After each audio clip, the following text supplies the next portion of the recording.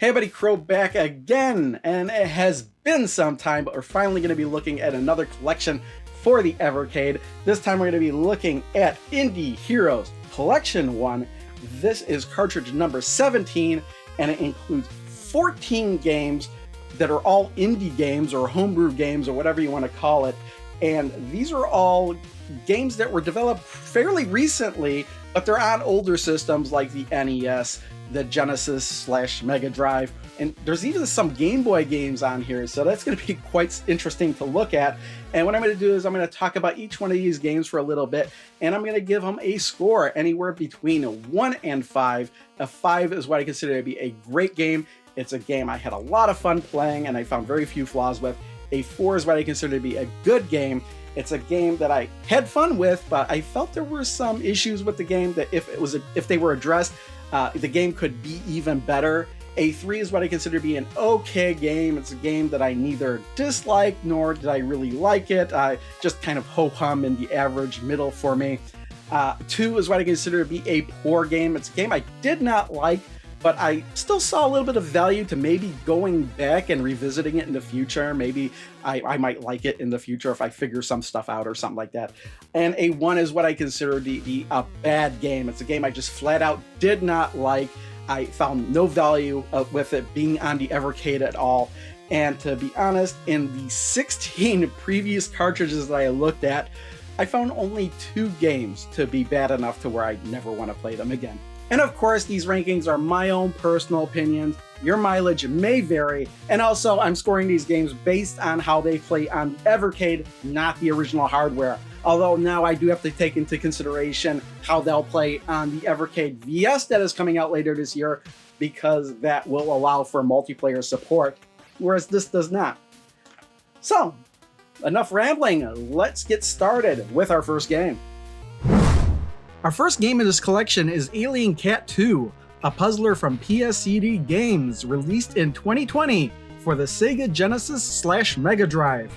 You play as the titular Alien Cat, who, while flying his spaceship with his pet fish, experiences a mechanical failure of sorts and crash lands on an alien world. You must teleport from level to level to collect all the pieces to your spaceship so it can be repaired, and you can once again blast off and continue your journey. The premise of each stage is pretty straightforward. Navigate the level while avoiding the obstacles and collect all the spaceship parts. Once all are collected, a portal will open, which will lead you back to your spaceship and then onward to the next level. Navigating some of the traps and enemies can be tricky, but what complicates things is as your alien cat progresses through the game, he will be cloned a few times over, leading you to have to navigate multiple alien cats throughout the level simultaneously. If any of the alien cats on the screen bump into an obstacle or enemy, they will die, leading you to have to restart the level. Fortunately, there are unlimited lives, and each level has its own password, though with the Evercade it's easy enough to save state and make the passwords pretty much unnecessary. I had a fun time with this game. The graphics are great, as is the music, and the game is a simple brain teaser with easy controls. Unfortunately, the game is super short with only 31 levels that I blew through in less than 90 minutes. If the game had more levels, I would have given it a 5, but with only 31 levels, I'll bump it down to a 4 and say it's good. Before I wrap up Alien Cat 2, you may be wondering, what happened to Alien Cat 1 and why isn't it in this collection? Well, that's what I thought anyway. Well, after doing a bit of research, I found there are actually 8 Alien Cat games in the series in total, all released in 2020 for the PC. In each game you play as the same character, but each game has a completely different playstyle. I believe Alien Cat 2 is the only game that has a console port, which is why it's on this collection. And I don't know when or if we'll ever see PC games on the Evercade.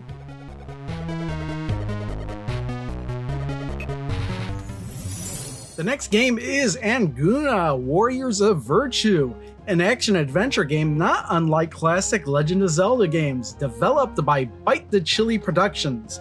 The version of the game here on the Evercade is the original Game Boy Advance version that was originally created in 2008, but the game has been ported to other consoles since then, including the Nintendo DS, Sega Master System, and even the Atari 2600, with the potential of more ports in the future. As the game starts, you'll find yourself in a prison, having been captured by monsters while on a mission to find and defeat a dragon that happens to be the leader of the monsters. However, since they left you with your sword, there's only one thing to do: break out of the prison and continue your mission. As I mentioned, the game plays very much like an old school Legend of Zelda game. Defeat the enemies with your sword while collecting secondary weapons and items to aid you on your quest. While defeating enemies may leave you dropped items, they do not help you level your character or increase stats. There are certain items that must be found that will increase your health, power, and defense. The odd thing I found is that many of these upgrades are almost too well hidden. A great example of this is right at the beginning of the game in the dungeon you start in. If you navigate the dungeon like normal, you'll encounter the boss, which to me looked like a fire-breathing alligator of sorts. I was having some difficulty defeating this boss as he could only take a handful of hits from his fire breath, and it took an awful lot of hits from your sword to defeat it. Later in the game, I returned to the dungeon just to explore to see if I missed anything, only to discover there was a wall in one of the rooms that I could have simply walked right through that led to a strength power-up. I was like, what? That would have made the boss fight a lot easier. From then on, I would just keep checking for fake walls, and I found that there's not an insignificant number of goodies hidden in such a manner throughout the game. It's something I found to be a little bizarre, as you would think that such items would be rewards for simply progressing through the game and not almost always hidden in such a cryptic manner. The only other annoying thing I found was that my character didn't seem to have any way of blocking or defending against projectiles. No shield or anything like that from what I could tell, and that would have come in real handy instead of having to dodge every projectile in the game. There were some really cool items to collect though, one of my favorites being the winged shoes that let you walk over open chasms in water. I did find the game to be extremely fun, however, and it's easily something I'll return to. A great game that deserves a 5.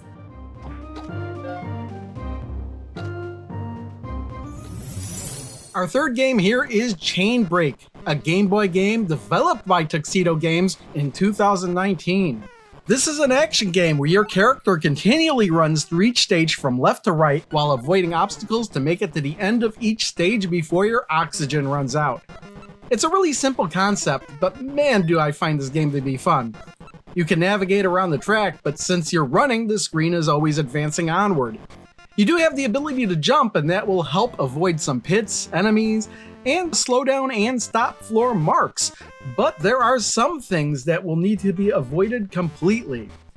And sure, speed up floor marks will help you reach the goal faster, but you'll need to react quicker the faster you go. There are also optional items to pick up that can do things like increase your score or give you more oxygen to finish the level. The farther you advance through the stages, the more that gets thrown at you. I thought it was really clever that the game gives you hints at new things that'll appear via messages displayed on the floor as you're running. You do have a limited reserve of lives, but each stage does have password access. And since we're on the Evercade here, save states work even better. Since there are 125 levels from what I've read, I'm really glad to have access to save states instead of having to enter in all those passwords. I also want to mention that since this is a Game Boy game, this game looks better to me in handheld mode on the Evercade than it does hooked up to the TV via HDMI output, but it's still extremely playable either way you want to play it. If you couldn't tell by now, I really like this game. I think it's fantastic, and I'm giving it a 5.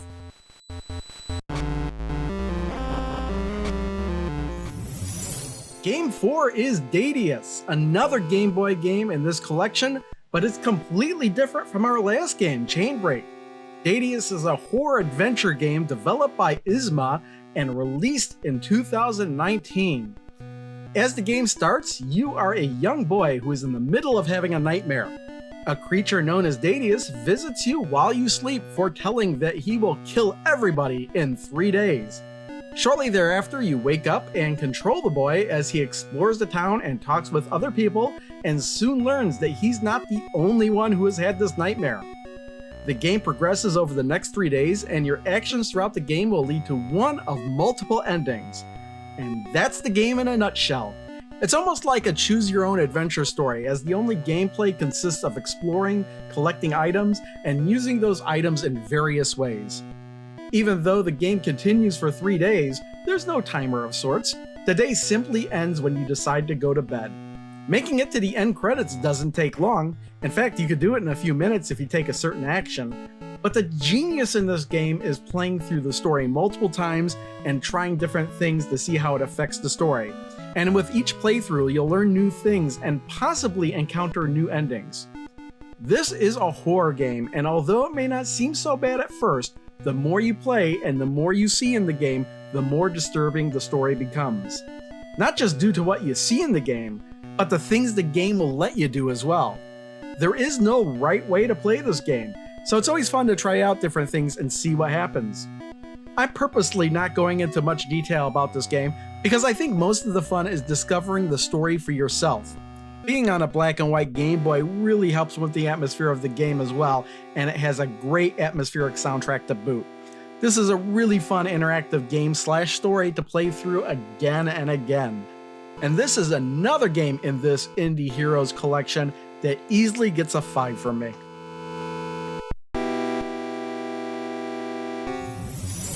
The 5th game in the collection is Debtor, the 2nd game in this collection developed by PSCD in 2020. The version of the game here on the Evercade is the Sega Genesis / Mega Drive version, although it appears that the game is also available for the PC and the Nintendo Switch. So Debtor answers the question of what happens when you die but you're also in debt. Well, apparently before you can go to heaven, you must go to hell and recollect your debt across 30 puzzle platforming stages before you can escape. This is exactly what happens to our protagonist in this game, and it's up to you to help him to collect all the coins in each level while pushing and destroying crates to help him avoid traps and enemies while providing a path to each level's exit, which will only open once all the coins are collected. You are also given a limited number of bombs to help you on your way, but you are also limited by time and lives. If you're not careful and trap yourself, you'll either have to let time run out or sacrifice a life to start the level again. However, it's not really an issue here on the Evercade if you get in the practice of saving the game state before each level. The game has a decent soundtrack and I like the blocky graphic aesthetics. I also like the challenge the game provides as some of the levels really require some thought to get through. This is another game in this collection I've got to give a 5 to. No, hang on a minute, you may be saying. How come you gave this game a 5 but Alien Cat 2 a 4 when they both have the same number of levels?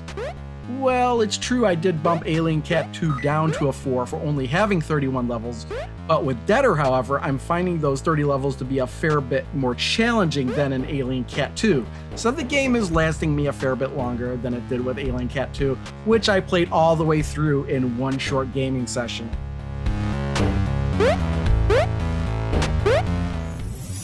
Our 6th game here in this collection is Doodle World, a game developed for the NES by Nate and Arceli Peters in 2020.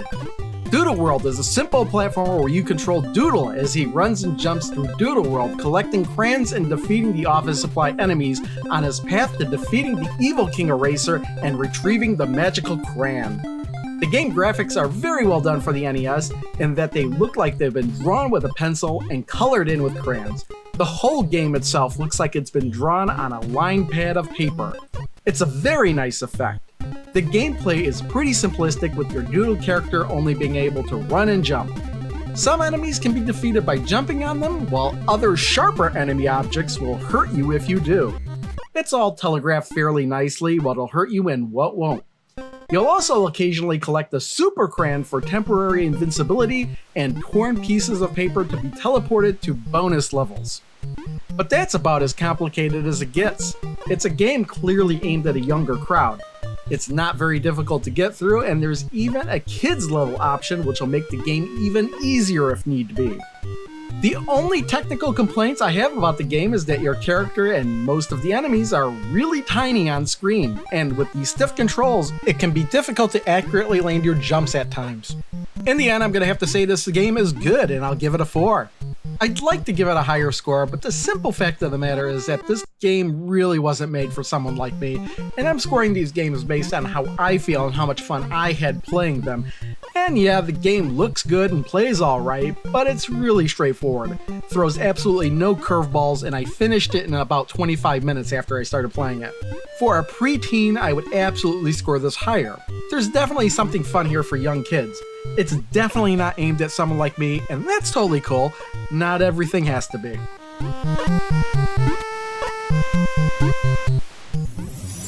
Game 7 on the cart is Flea, a game developed by Alistair Lowe of Low Tech Games, funded through Kickstarter and released on the NES in 2020. The game appears to have been released on PC and the Dreamcast as well, however the NES is the original version and it's the version here on the Evercade. Flea is primarily a screen-by-screen platformer where you must navigate Henry the hyperactive Flea through the stages, collecting blood and avoiding all obstacles and enemies. The catch is that Henry is constantly jumping. The only thing you can really do to control the jumping is to tap the B button to jump lower.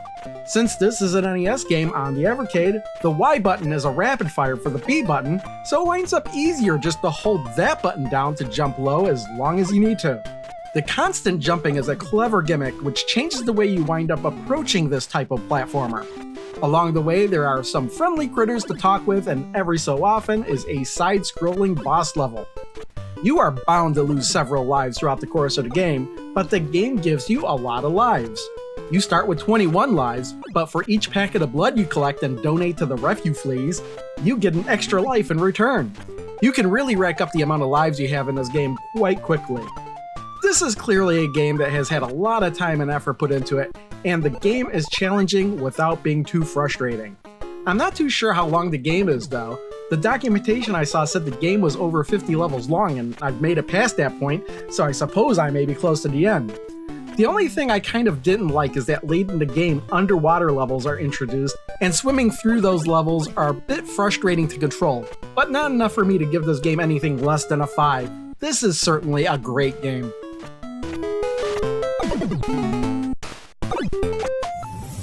Right now, we are halfway through the games in this Indie Heroes Collection 1, so I do ask that if you are liking this video, please do give the video a thumbs up. Thanks. Next up is game number 8, and it is FoxyLand, the third game in this collection developed by PSCD for the Sega Genesis/Mega Drive, and was released in 2020. Foxy is hanging out with his girlfriend Jenny when, without warning, a bird swoops down and takes Jenny away. It's up to Foxy to rescue her by traversing each stage, each with an exit which can only be opened by collecting all the gems in the level.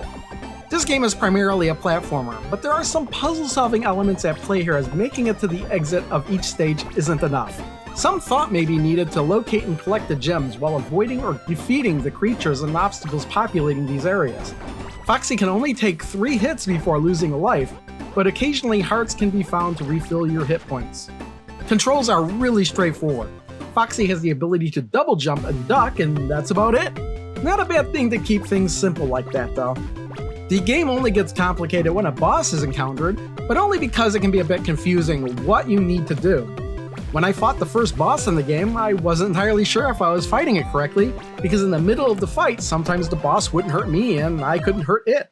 It turns out that every time I hurt the boss, I had to defeat other enemies before the fight with the boss would continue. It's kind of bizarre. The only other nitpick I had with this game is that sometimes in order to avoid danger, there would be a tight spot you would need to stand, and if you were just a little bit off, it meant instant death. It was something I could eventually work around, but it was just a little bit frustrating at times. Regardless, the graphics, sound, and music are all really good. Not much more I could say about this one. I'm going to give this one a 5 as well, despite some minor nitpicks.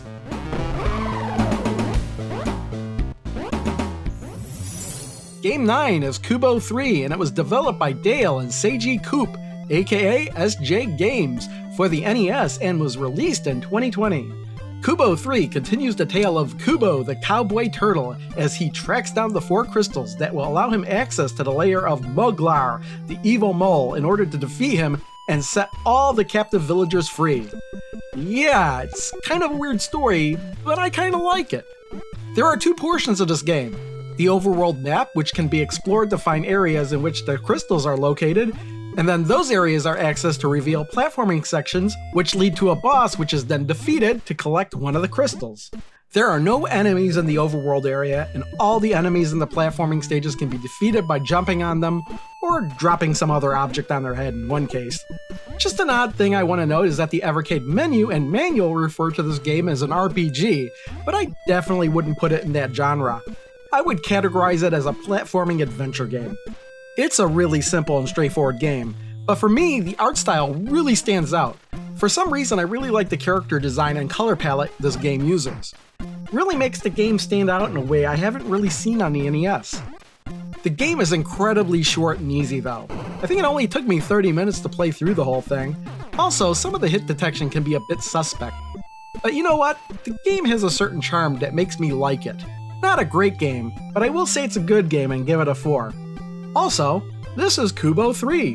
What about Kubo 1 or 2? Well, from what I could tell, those were NES games as well, so why didn't we get them in this collection? Well, after watching some video footage of those games, it looks like they may not have been as well done as Kubo 3, so maybe it was decided to only put the best Kubo game in this Evercade collection.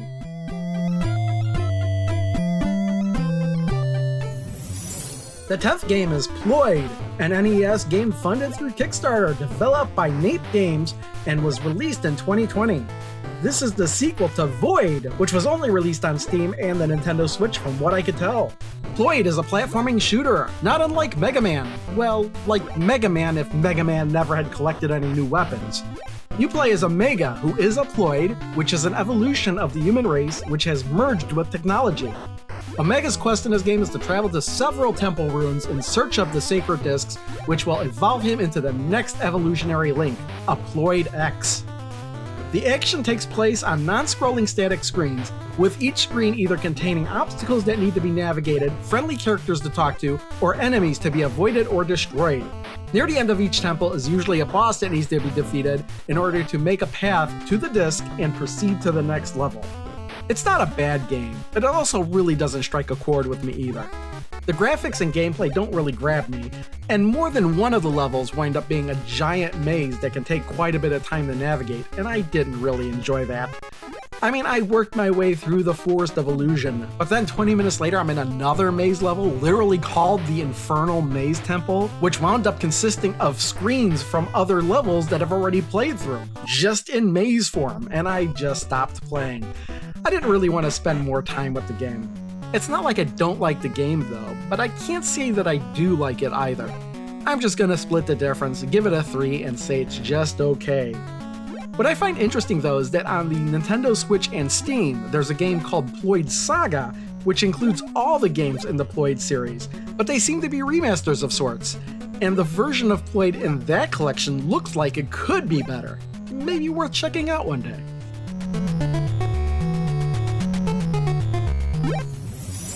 Our 11th game in this collection is Quest Arrest, a game developed by John Rue for the Game Boy and released in 2020. The version of the game in this collection for the Evercade is a special colorized version of the game, so I'd say this is what the game would have looked like on the Game Boy Color. Quest Arrest is what you would get if you crossed Police Quest with Pokemon. You play as a newly promoted detective, Allison Bennett, and it's up to you to patrol the city, solving crimes and stopping criminals. When fighting a criminal, the screen resembles a Pokemon battle and plays out similarly as well. Try to damage the criminal as much as possible without killing them, and then try to arrest them. To make a successful arrest, you must enter the buttons prompted on the screen until your character gets close enough to the criminal to make the arrest. It's actually quite easy. The main goal of the game is to clean up the city, primarily Athena and her gang, which happen to be easy to identify throughout the city since they usually wear ski masks. There are 2 different ways to play the game, which lead to different endings. You could play as a good cop, which means not killing anyone and being nice as you interrogate people. Being a good cop increases your credibility in the game and can affect how other characters react to you. Alternatively, you can kill all the criminals and aggressively interrogate everyone you encounter to lower your credibility, and whatever your credibility is at the end of the game is what determines what ending you get. The game is pretty short for an RPG, maybe about an hour or so long, but I found it to be pretty repetitive for its short length. There's one murder scene to investigate, but after that, all you're doing is hunting down all the gang members one at a time until they are all dealt with and you can take on the leader. Every criminal encounter happens exactly the same way every single time, although there are a few times you have to take on multiple criminals consecutively or even simultaneously, but they all have the same moves regardless. I played through the story once, I got the good cop ending, and I may decide to play it again just to see the bad cop ending, and then I really don't see a point to playing it again. That would be 2 to 3 hours of gameplay at the very most. An interesting concept, but at the same time limited. I'll say the game is just okay and give it a 3.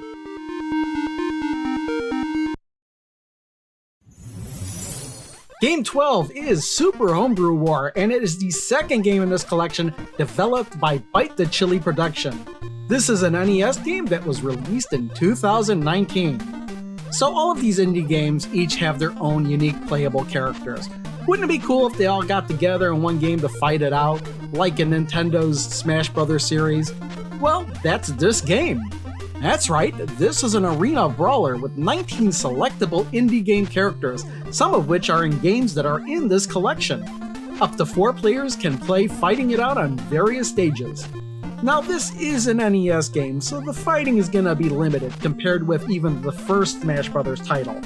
Basically, it all amounts to trying to jump on the other players' heads while trying to avoid them landing on yours. Occasionally some power-ups will appear granting access to projectiles, but there's not much more to it than that other than some varying game modes. This game is really more of a novelty more than anything else. It tries to be Smash Bros., but it's so limited that it can't be. Most of the characters play exactly the same, and there's very little variety. It doesn't really help that one hit instantly kills you. The chaotic action in Smash Bros. Works because you could take many hits and try many different strategies against your opponents. You didn't just die instantly after one hit. Also, in Homebrew War, there's just not a whole lot of space to move around the screen. The action winds up being too fast and claustrophobic to really develop any sort of reliable strategy. But, as I said, this game is a novelty and I can't hate it for what it is. I'll give this game a 3 and say it's just okay. But that's only because the upcoming Evercade VS will allow you to play this with 3 other human players. I would have given this a 2 if you were stuck playing this only against CPU opponents.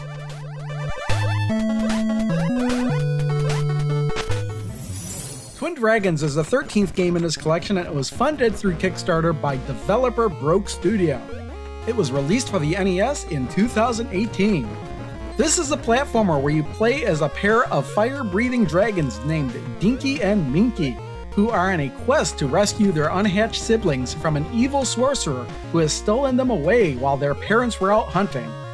Your quest leads you through multiple levels as both Dinky and Minky to defeat the sorcerer and rescue your siblings. And yes, you do get to play as both dragons throughout the game, as each have different abilities. Both have a basic flame attack, but Dinky, the green dragon, can earn a power-up to shoot bigger and more powerful fireballs and has the ability to swim, while Minky, the pink dragon, can earn a power-up for ice breath to freeze enemies and will eventually gain the ability to fly. The game starts out with you traversing the land as Minky, but once you reach your destination, you take control as Dinky, taking a different route to the same location. Once both dragons are together, you can swap between the two for the last few stages of the game. I thought this was very clever, as you have to swap between each dragon for those stages to be able to complete them. Without going into detail, the final boss of the game was simply fantastic, requiring you to swap between both dragons during the battle in order to defeat it. This is a game that starts strong and then keeps getting better all the way until the end. I kept coming back to this one multiple times until I was able to complete it, and I enjoyed it more and more as I played it. This one easily gets a 5. A great game all the way around.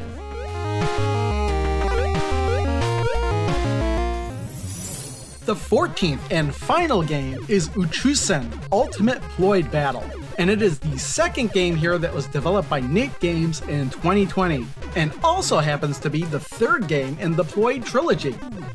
This is a shoot 'em up that I honestly couldn't really figure out why it is the way it is until rather recently. Let me describe my thoughts as I played this game for the first hour. So on the menu screen you're given 2 options, normal and infinite. No clue what either means, so I played on normal. A horizontal side-scrolling shooter. No power-ups. The few enemies that are there fly by you so quickly you don't really have a chance to destroy them. And even when you do destroy them, nothing really happens. Floating blue and pink discs to collect and don't really appear to do anything. And then a boss appears. I shoot it a bunch of times, dodge its simplistic attacks, that game moves on. And then repeats exactly like that. Same enemies, same boss, nothing different. And then again. And then it repeats again, and nothing changes. Eventually I destroy the boss, and the game tells me, "Great Ploid, one Uchusen ship down. Let's continue the fight against the ultimate invasion. Press start." I'm like, what? So I press start, and the whole thing starts again. The whole cycle repeats again until I get the same message. I don't get it. Am I beating this game over and over again? Well, let's try infinite mode. What the? It's practically the same thing again. Except when I get to the boss battle, I can scroll up or down to another screen that has the same boss on it. But the on-screen disc collectibles are arranged in a manner to show what screen I'm on. It doesn't seem to matter which boss I defeat though, the whole thing just repeats again anyway. Wait a minute, if I go back to normal mode, can I scroll up off the screen when I get to the boss there? Well, the answer is yes I can. But then I immediately hit a wall and that kills me. I give up. I don't get this game. Well, right before I went to speak my thoughts on this game, I did some research and discovered that this was designed and programmed in one day for a game jam at F. Nackton's Pixels 2019. Well, hell, I finally understand why this game is the way it is. It was made in one day as part of a competition. Doesn't mean I suddenly like it or anything, I just needed to know what the deal with this game was.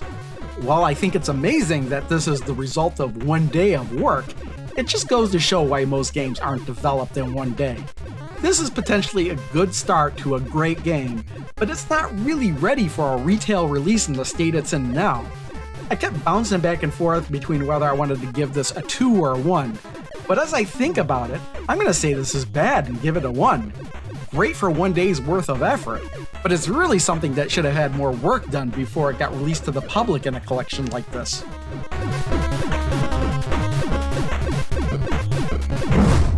And there you go, all 14 games in the Indie Heroes Collection 1. Now, something new I want to start doing in these videos is I want to rank all the games in the collection from my least favorite to my favorite. So let's get started with that. In my number 14 spot, the last position, of course, is Uchusen Ultimate Ploid Battle. And again, it's just a game I thought was really bad. I don't know why it wound up being a game that was made in one day. Why would anybody actually want to play this? I don't know. It's just interesting, but I never really want to go back to it. In my number 13 spot, I've got Ploid, a game I thought was just okay, but really I couldn't get all that into it. In my 12 spot, I've got Super Homebrew War, a game that's really just a novelty. I really can't see myself really wanting to play this against CPU opponents. And if I had friends over and I had the Evercade Versus, I really can't see people wanting to play this over something like Smash Brothers. In my number 11 spot, I've got Quest Arrest. It's an interesting RPG, you know, with two different dynamics. You can play it as the good cop or the bad cop, but once you've done both of those, I don't know if you really want to play it again, but it's an interesting concept nonetheless. In my number 10 spot, I've got Doodle World. I gave this game a good rating, just pretty low as a good rating, just because it is really aimed for kids, and I kind of blew right through the game. In my number 9 spot, I've got Kubo 3, another game that was kind of, played through it pretty quickly, but I still thought it was kind of good, and I really like the art style in it. In my number 8 spot, I've got Alien Cat 2. Again, it's a game I really, really like, but the only reason I couldn't give it a 5 is because it was just too short. Only 30 levels that I kind of blew right through. And then we're looking at the games I thought were great, and there are a lot of great games in this collection. I think half the games I consider to be great. And in my number 7 spot, we've got FoxyLand. Really great platformer, collecting all the gems. It's like a puzzle element to try and get all the gems before you can proceed to the next level. Then we've got Anguna, Warriors of Virtue, in my number 6 spot. A great Legend of Zelda type of game, although a bit on the short side. And also, it would have really helped if I had a shield in that game as well. And my number 5 spot, I've got Deadeus, which is the horror game on the Game Boy. Not Game Boy Advance, I almost said Game Boy Advance. On the Game Boy, the black and white Game Boy aesthetics really worked for this game, and it was fun just playing through the game again and again and again, trying different things out. And my number 4 spot, I've got Flea, the interesting platformer where your character is constantly jumping. Again, I gave it a great score, even though the water levels, I think, do hurt it a little bit, but I still thought it was a great game. In my number 3 spot, I've got Debtor, which is the guy working his way out of debt to get a hell or something game. But it was an interesting puzzle platformer where you try to move the blocks so you are able to collect all the coins and exit the levels. In my number 2 spot, I've got Chain Break, the Game Boy Endless Runner. Well, it's not really an endless runner because those levels do end, but it's a runner type game. I really enjoy these type of games. And of course, I had to put Chain Break in my number 2 spot. And my most favorite game in this, the Indie Heroes Collection 1, is Twin Dragons, the NES game that I enjoyed the more I played. And the more I went into it, the better I thought the game was, all the way up until the last boss, which was like the penultimate moment in the game. Having to switch back and forth between the characters to defeat that. It's a huge boss, I swear. It's a really good game. I'd almost put it on the level of Shovel Knight. That's how good the game is. But there you go. That is all 14 games. Indie Heroes Collection 1. Next time, which won't be too long from now, we're going to be looking at the Worms Collection 1, and that's primarily because there's only 3 games in that collection.